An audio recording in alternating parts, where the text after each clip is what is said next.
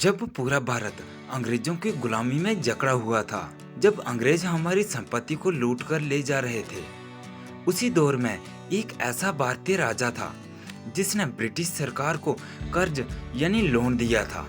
जी हाँ, सुनने में अजीब लगेगा, लेकिन ये सच्चाई है। एक ऐसा राजा जिसके खजाने की दौलत इतनी थी कि अंग्रेजों की भी आंखें फटी रह गई। तो चलिए जानते हैं उस महान राजा की कहानी जिसने साबित कर दिया कि भारत कभी सोने की चिड़िया था। इस महान राजा का नाम था राजा ऋषि नरेंद्र सिंह।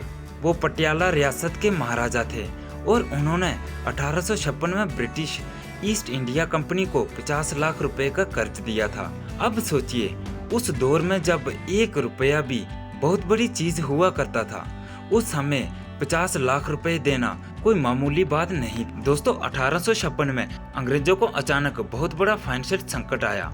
उनकी सेना का खर्च, ऑफिसरों की सैलरी और 1857 के विद्रोह की आहट, सब कुछ बिगड़ने लगा।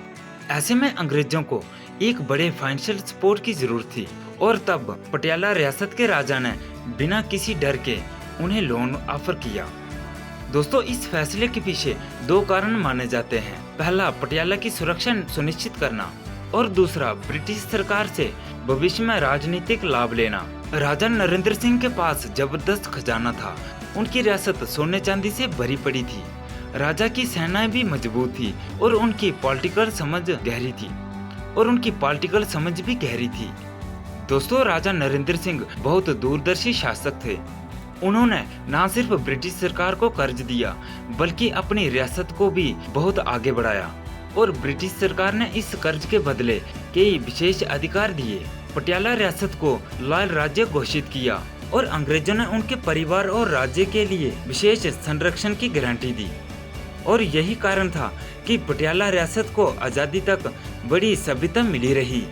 दोस्तों, भारत के कुछ अन्य राजा भी अंग्रेजों के साथ दोस्ताना संबंध रखते थे, जैसे हैदराबाद के निजाम, कश्मीर के डोगरा राजा और ग्वालियर के सिंधिया। लेकिन सीधा लोन देना, ये सम्मान राजा नरेंद्र सिंह को ही दिया जाता है। जब हम इतिहास की कहानियां सुनते हैं तो हमें ये समझ आता है कि हर दौर में भारत की मिट्टी ने ऐसे राजा पैदा किए हैं जो समय से आगे सोचते थे। आज की पीढ़ी के लिए ये प्रेरणा है।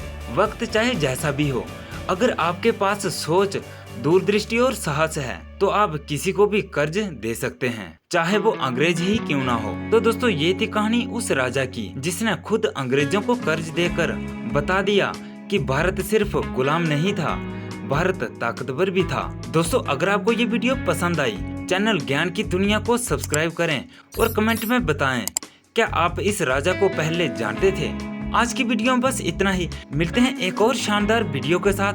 तब तक के लिए आपका दिल से धन्यवाद।